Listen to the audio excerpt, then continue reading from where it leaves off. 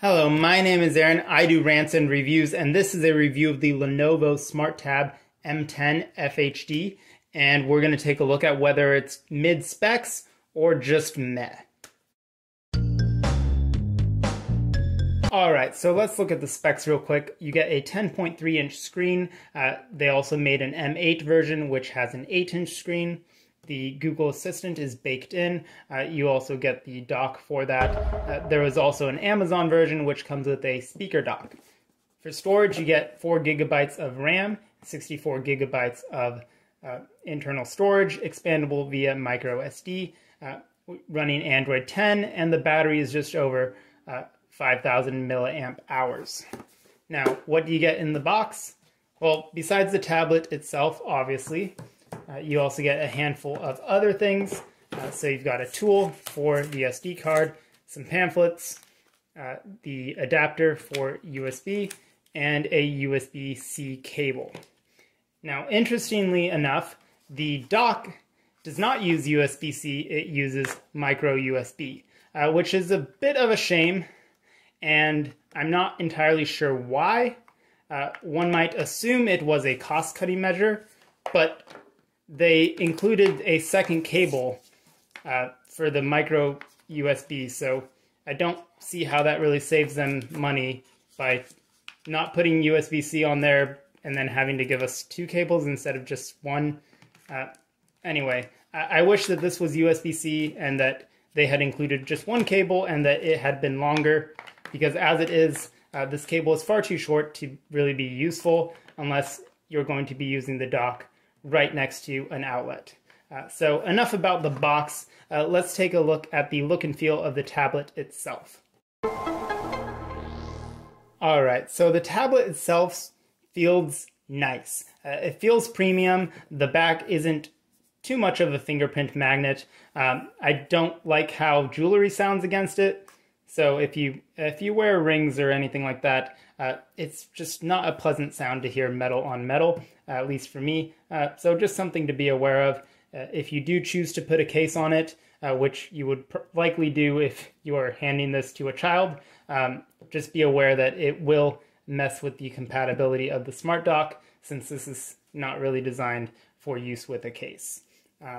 But overall, really great fit and finish. It's got slim bezels, and honestly, I wouldn't want them to be much more slim, because then it just becomes unwieldy to hold. I didn't find any sort of palm detection in the settings, so just something to be aware of.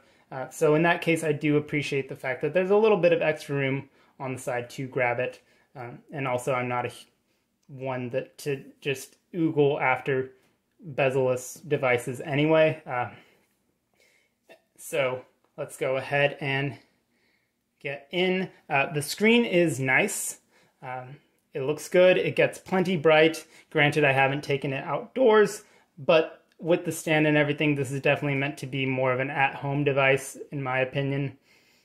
The battery is a little bit on the small side. I wish it lasted longer, but it does really seem like it was intended to work in tandem with the dock. So if you're keeping it on the dock, it should be fully charged whenever you need it. And performance-wise, it works great.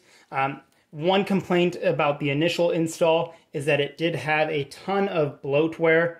Here's a photograph of that. Just a bunch of garbage games, which is fine, I guess, if you want them, but I don't like any of this. I foolishly assumed that, like the Motorola phones, that the Lenovo tablet would just have a clean Android OS with just a small skin on top. But I was wrong. It was not like a Motorola phone. It had a bunch of bloat. But being Android, you can just uninstall it pretty easily. But just something to note about that. And overall, the screen looks good.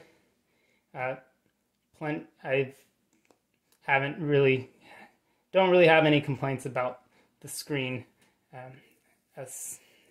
And performance is also good.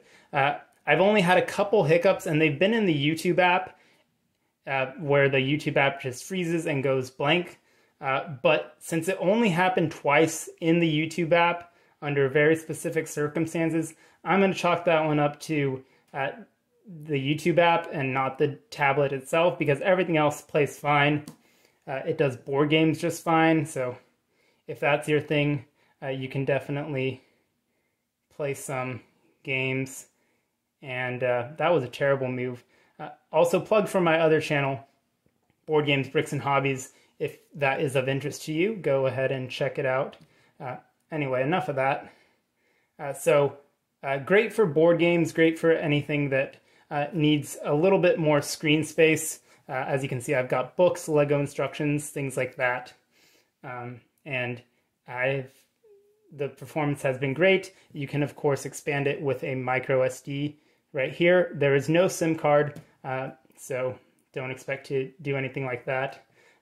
Of course, I do have Pokemon Go on here, but that's just for using at the house.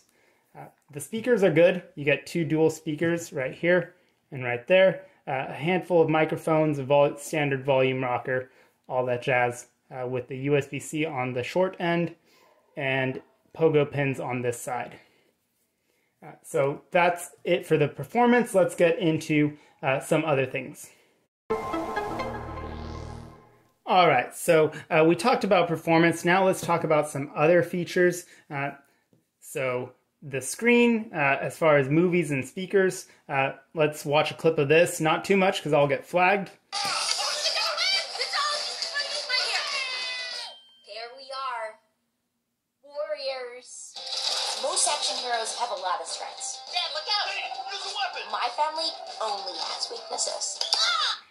All right, so hopefully that came through a bit through the speakers and through the mic, but the speakers are good. They're definitely they're acceptable. It's nice to have stereo speakers. A lot of phones these days don't have that, so it's nice to have that on a tablet. And the screen works just fine.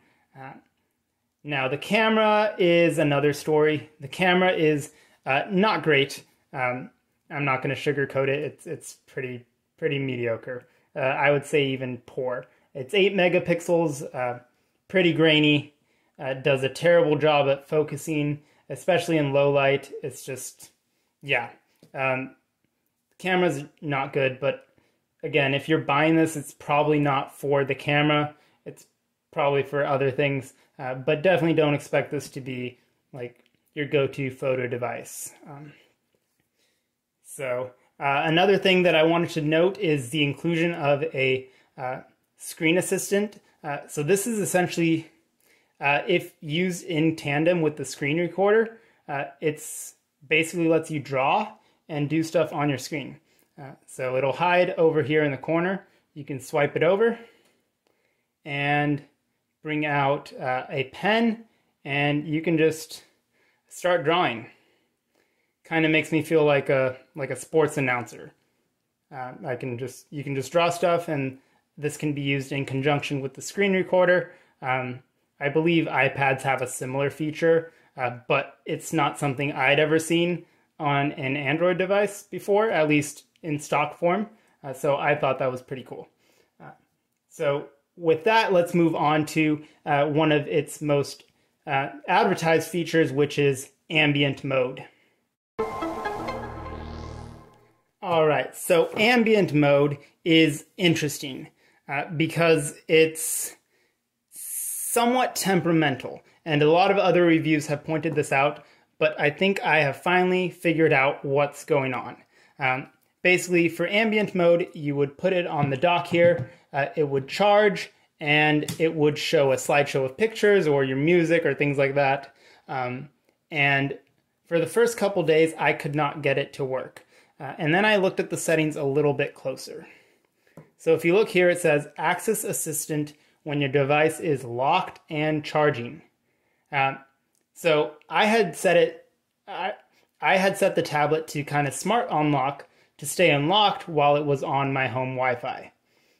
However, that was actually what was causing the issue, because since it wasn't locked, it wouldn't trigger Ambient Mode. And also, if it's not charging, it won't go into ambient mode. So it has to meet those two conditions.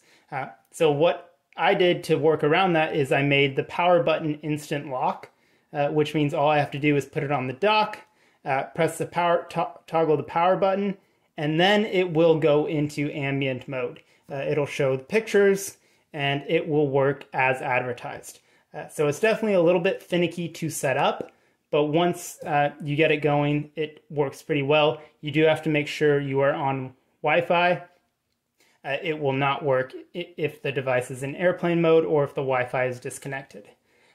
Another note about it is that it seems to use the proximity sensor, meaning when you approach the device, it will switch to the clock and it will move away from your photos. So that was interesting. I didn't see a way to toggle that off, but just be aware of that. If you're trying to look at some photos on a frame, it's probably going to disappear and go back to the clock because it's expecting you to use the assistant or input something on the device. So just interesting quirks about ambient mode, but once you figure it out, it works fairly consistently. I'll put a quick clip of, not my photos obviously, because you all don't need to see those, but we'll just put a quick clip of the clock here to show you how that looks in action.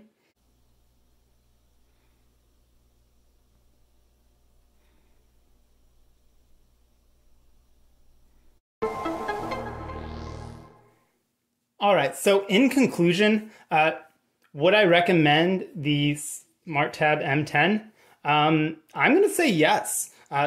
This is a bargain device. I haven't talked about cost yet so far, this entire review, but this device cost just under 140 USD, and that is a steal, honestly. Yeah, you could get some cheaper stuff like a Fire tablet, and you could definitely get something way more expensive, but this is mid-range, but it's not met to answer the question from the beginning of the video.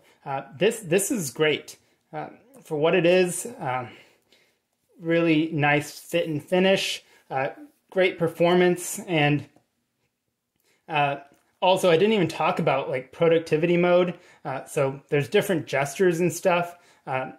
You can do the standard gesture navigation or 3-button. I did a whole video on that if you want to watch it, comparing them, but this adds a new option, which is productivity mode, which is a semi-desktop.